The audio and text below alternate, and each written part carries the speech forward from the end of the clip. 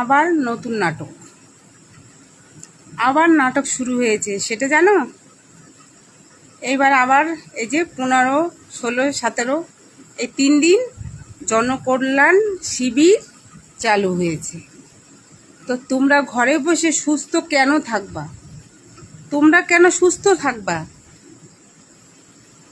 যারা নেতা মন্ত্রী তারা ঘরে এসির তলে সুস্থভাবে থাকবে, তারা তো জানে না যে এই গরিব সাধারণ মানুষের মতো তারা যদি ওই একদিন ওই লাইনে গিয়ে দাঁড়িয়ে আমাদের মতো কষ্ট করে তারা এই ফর্ম ফিল আপটা করে দেখুক। এই গরমের ভিতর মানুষ ঘরে পাখার তলা ফ্যানের তলে সুস্থভাবে থাকতে পারছে না, আর আজকে আবার নতুন করে আবার চালু হলো জনকল্যাণ শিবির।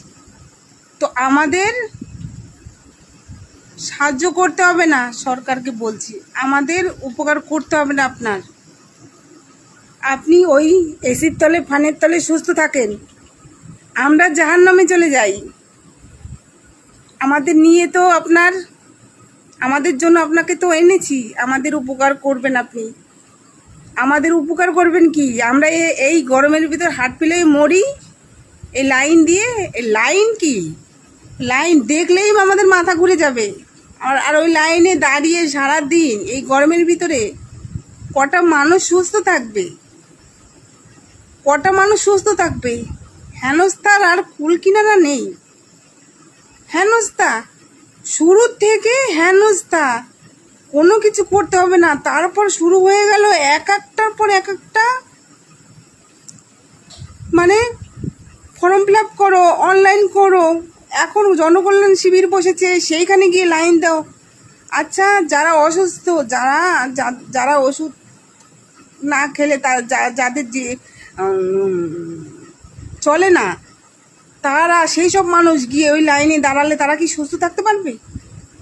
তারা কি বেঁচে থাকবে? কি বলবো?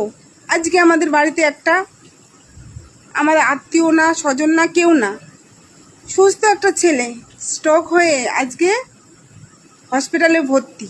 সব ভালো, সব রিপোর্ট তার ভালো এসেছে, 2-3টে নার্সিংহোম পাল্টিয়ে। সেই ছেলেটা আজকে তাকে ছুটি দেবে। সেই ছেলেটা আজকে আবার বলছে ডাক্তারে যে তার বুকে নাকি মেশিন বসাতে হবে। তাহলে এই যে আমার সামনে আমার বাড়িতে এসেছে সেই মহিলাটা, মেদিনীপুর বাড়ি, আমার বাড়িতে এসেছে।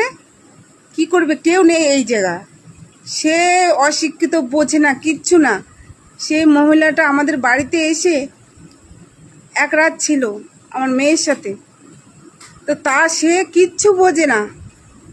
এখন তার এই আলিপুর যেই হসপিটালটার নাম যেন কি, সেই হসপিটালে সে স্বামীকে নিয়ে একা, সে 7 দিন থাকতে বলেছে। 7 দিন তাকে ওই হসপিটালে থাকতে হবে, তারপর গিয়ে মিটিং হবে, তারপর ওই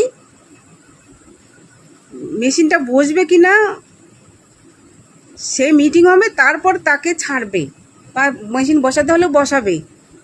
তাহলে সেইটা চোখের সামনে দেখে আজকে এই যে একটার পর একটা সরকার আমাদের এই গরমের ভিতর আমাদের স্বামী ছেলে মেয়েদের সুস্থ রাখবো কি করে, আমরা সেই চিন্তা করছি। ঘরের ভিতর কি ঠান্ডা দেবো, কি কোনভাবে শরীরটা সুস্থ থাকবে সেই চিন্তা।